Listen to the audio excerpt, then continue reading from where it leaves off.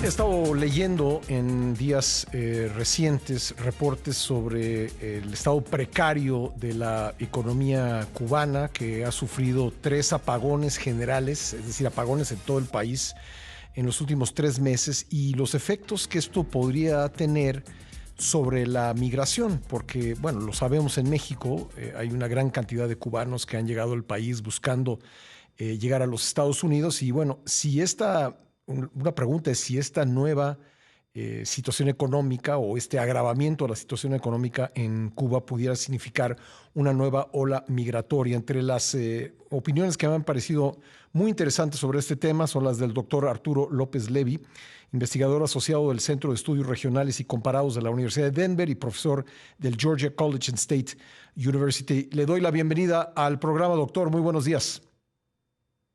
Qué gusto, Pascal, estar con ustedes. Pues, doctor, ¿cómo está la situación en Cuba? Porque, bueno, sabemos que pues hay pocos medios confiables, hay algunos medios independientes a los que yo recurro, pero bueno, la información oficial no siempre es confiable y por eso recurrimos a usted, que es un estudioso en el tema, para que nos diga cómo está la situación económica en la isla. Mire, Pascal, la situación económica en la isla está muy crítica, en una situación que podemos llamar de, de una seguridad energética y alimentaria muy precaria. Ujú. Esta situación es fundamentalmente resultado de dos factores fundamentales. El primero es el acrecentamiento, la agudización de la guerra económica contra Cuba que han practicado varias administraciones norteamericanas y que la administración Trump eh, llevó a un plano mayor con las 242 medidas adicionales que incluyeron la expansión el uso de el artículo 3 y artículo 4 de la ley Helms-Burton, que es la que codificó el bloqueo en 1996. Y por otra parte, el desastre en términos de estabilidad financiera y de política de ajuste que significó la introducción de la reforma monetaria y cambiaria por parte del gobierno cubano a la salida de la pandemia de COVID, donde el gobierno había salido bastante bien políticamente, pero trató de usar ese momento para hacer una excesivamente pospuesta reforma en el área financiera y no lo hizo bien. Entonces, como resultado de esto, ha habido hubo una espiral inflacionaria. Se puede hablar de hiperinflación en Cuba hoy, algo que los cubanos no conocían. Y cuando le digo no conocían, Ujú. quiere decir que desde los años 20 no había habido un episodio de inflación de la manera que Cuba está viviendo hoy, y eso eh, crea una situación verdaderamente difícil porque sin esa mínima estabilidad, la posibilidad de incentivar, por ejemplo, producciones internas en temas agrícolas es muy difícil, Ujú. y en el aspecto exterior el gobierno ha estado importando alimentos con la idea de resolver lo mínimo, y eso también ha golpeado la importación de combustible, a lo que se suma un parque de producción energética que está bastante deteriorado. Estaba leyendo que incluso la zafra, en la que Cuba era pues un país líder a nivel mundial, ahora no alcanza ni para las necesidades, ni para la mitad de las necesidades internas de azúcar. Así mismo es, Ujú. así mismo es. Y ahí yo creo que sí, la causa fundamental está en políticas que fueron adoptadas a partir de los tempranos años 2000. Y el principal responsable de esa decisión fue el presidente Fidel Castro de entonces. Él lanzó una operación que se llamó la Operación Álvaro Reynoso, rindiendo supuestamente homenaje a uno de los científicos más importantes de la industria azucarera cubana. Pero la idea era que Fidel Castro, incluso lo explicó en un discurso, Cuba estaba produciendo cada día la misma cantidad de azúcar, la estaba exportando y ese dinero lo tomaba para importar alimentos. Mm, Y la relación de intercambio se estaba deteriorando porque el azúcar estaba perdiendo atractivo en el mercado mundial. mm, Y Fidel Castro vino con una idea que no es irracional en principio, pero lo que es irracional es la manera que se implementa, fue que Cuba hiciese una transición de manera revolucionaria, brusca, de la industria azucarera que había sido parte de la historia nacional, incluso tenía importantes derivados, tenía consecuencias, por ejemplo, para el sistema energético, porque, puesto cuando se quemaban los biofósiles no, ¿cómo se llama? Se diría la caña, cuando se quemaba la caña, ujú. eso se utilizaba para producir también energía, el bagazo se utilizaba para producir energía eléctrica.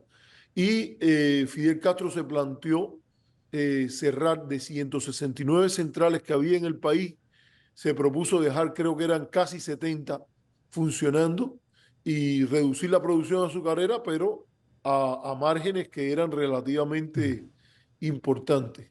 Lamentablemente la implementación de ese diseño fue malo y yo diría que además había un problema de concepción, porque no necesariamente había que cerrar esos centrales para que por medios de mercado poner la economía en la base de una economía mixta Ujú. y algunas tierras o posiblemente una parte importante de tierra en condiciones de mercado se hubiesen transferido a producir alimentos. Pero lamentablemente eso se hizo a la manera de la economía de comando y las consecuencias han sido, como usted lo dice en términos de números, bastante lamentables. Ahora, doctor, esta situación económica precaria puede producir potencialmente nuevas olas migratorias. Ya la está produciendo, no es que puede producirlas, de hecho ya las está produciendo. En los últimos tiempos, cerca de, bueno, si usted calcula 2 años o año y 8 meses, Ujú. han llegado más de 500.000 de cubanos, ha entrado a los Estados Unidos. Si usted agrega otros destinos, como puede ser México, como puede ser España, ya usted sabe que a partir de la ley de nietos e hijos hay muchos cubanos que han adoptado la ciudadanía española, el número es todavía mayor. Yo creo que en el caso, sobre todo, de la decisión, acuérdese que las decisiones económicas y de este tipo de decisiones se toman en el margen.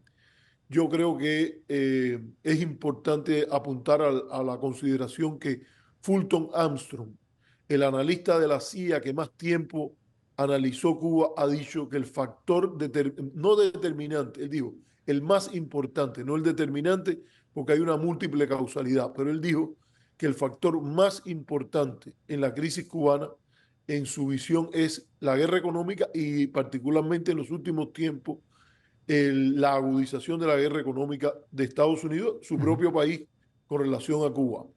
Y así yo creo que eso está pasando y hay una ola migratoria y debe haber más y eso está afectando no solo los destinos, sino los países de tránsito, particularmente México y los países del Triángulo Norte centroamericano, porque el procedimiento por el cual la mayoría de esos inmigrantes llegan a Estados Unidos es que viajan sin visado a Nicaragua y de Ujú. Nicaragua inician una travesía terrestre.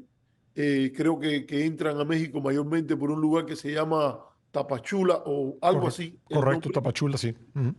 Tapachula, y siguen hacia el norte y bueno, aparecen en los puertos de entrada de los Estados Unidos, como son Matamoros, Brownsville, McAllen, San Isidro, California, eh, Laredo, no, Laredo, Texas, creo sí. que es Ujú. Laredo, sí.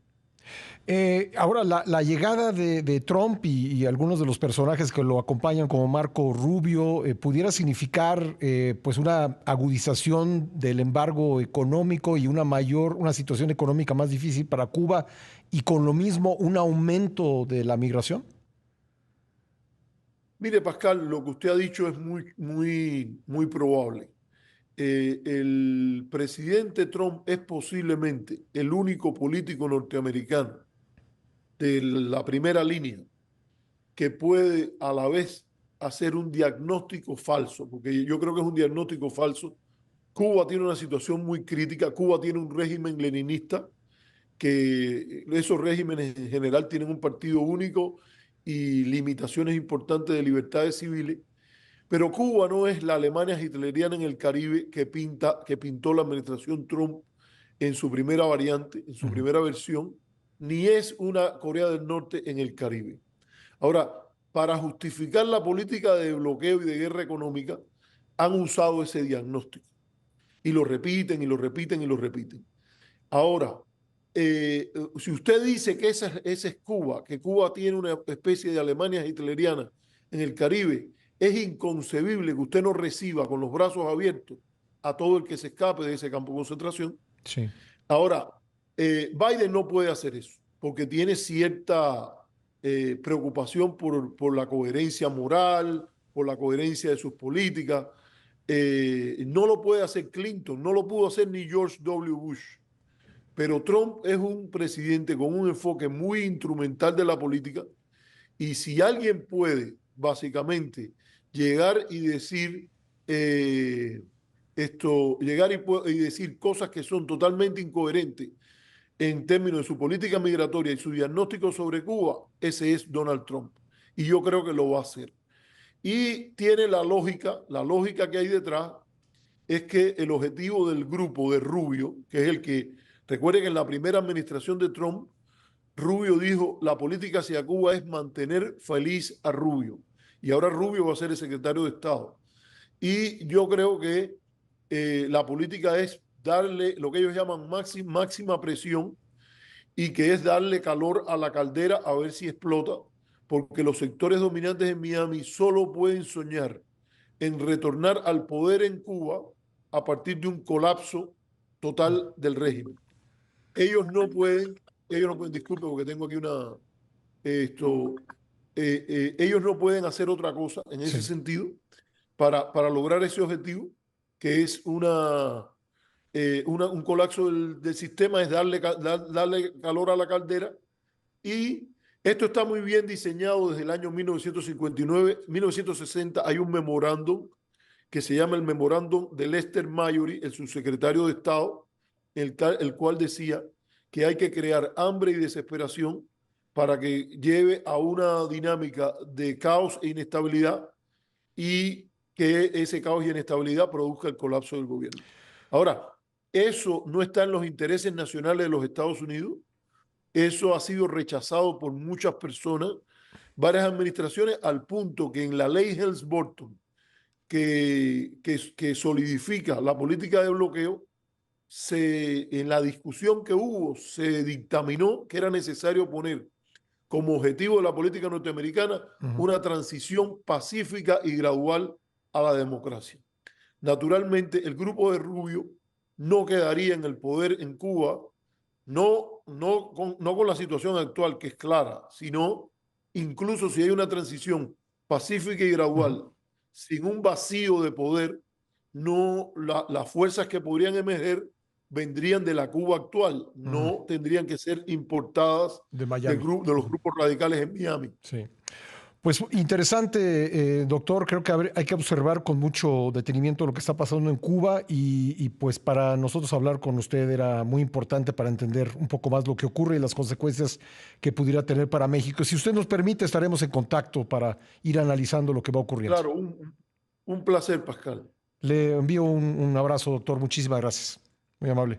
Un abrazo a usted también. Gracias, doctor Arturo López Levy, investigador asociado del Centro de Estudios Regionales y Comparados de la Universidad de Denver y profesor del Georgia College State University. Hay que estar atentos a lo que ocurre en Cuba, sobre todo con la llegada nuevamente a la Casa Blanca de Donald Trump y pues personajes como Marco Rubio, que será el próximo secretario de Estado.